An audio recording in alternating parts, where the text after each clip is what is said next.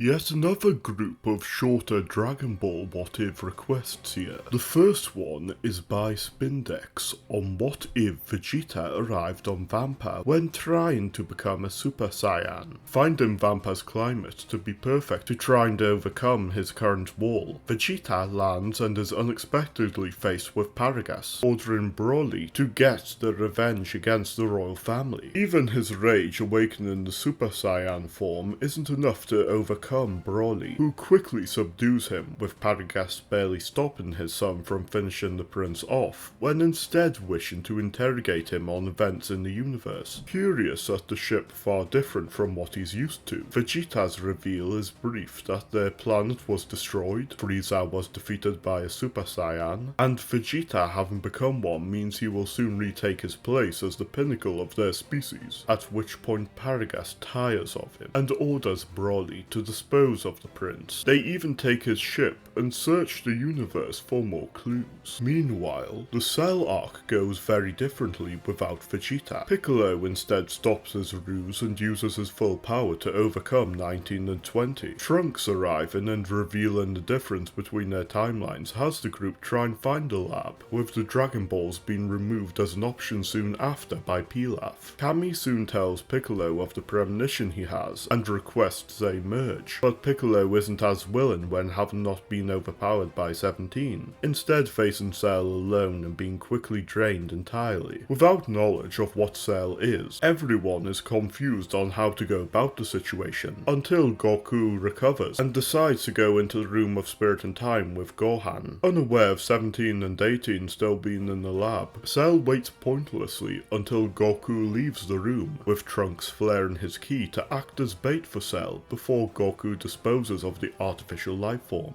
Goku gets Dende, revives Piccolo, and tutors Trunks in the room a few days later before the latter returns to his timeline. Back to Paragas and Broly. Their actions of conquering worlds has them eventually find the remnants of Frieza's army and learn of Earth, quickly heading to conquer it. The Dragon Team are helpless against Broly, with Piccolo catching on that Paragas is the one in control, but is prevented from taking him out by Broly. The Dragon Team are quickly eliminated, and the Earthlings forced into slavery. Paragas's grasp quickly expands to the rest of the universe, wiping out Babidi's group over 7 years later, as well as Tarbell soon after. Granola eventually learns of the Dragon Balls and wishes to become the strongest in the universe, destroying Broly and Paragas before doing the same to the Heaters. Hedor eventually gains the funding to create the Gammas, but soon catches on to Magenta's lies and assassinates him, deemed to have too much Saiyan genetics. Broly's cells aren't used in the History 1 cell, who is quickly disposed of when he emerges. Having not been born when his father and brother were, Goten is the last Saiyan, eventually using his power to aid the Gammas as a hero. As for Trunks' timeline, being stronger than normal from mastering the Super Saiyan form, has Trunks break the Zetor sword before going to fight Babidi, and his ultimate form makes quick work of Dabura. Goku having never increased Zamasu's determination means the Zero Mortal plan never occurs, leaving two timelines where lone Saiyan descendant of the same generation defends the Earth. It's with this that we see not just Vegeta's integral role in the main plot, but the sheer power creep of bringing Broly at an earlier point of time. The next request is from Totally Human Productions on what if Kami and Piccolo Daimao never split. The first change is that the son of Katatsu, which for the scenario and taking Zenverse 2 into account is named Katatsu Jr., isn't considered pure enough to become Kami, with the Kami-sama of Earth at the time either finding another successor or has Popo take the position. Though witnessing human nature has Katatsu's darkness grow, it isn't enough for him to try and conquer, with him instead remaining a vagabond martial artist who quickly gains the reputation as the strongest, and even become the friend of Mutaito. Kame Sennin and Tsuru Sennin never have a rift form, as Mutaito encourages them to work together. Those who become their students all sparring together and staying on good terms. all of them being far stronger from Katatsu's training, Gohan is able to stop Ozaru Goku from trampling him, and assisting Bulma in her journey, humbling Yamcha into becoming his student, easily dealing with Pilaf.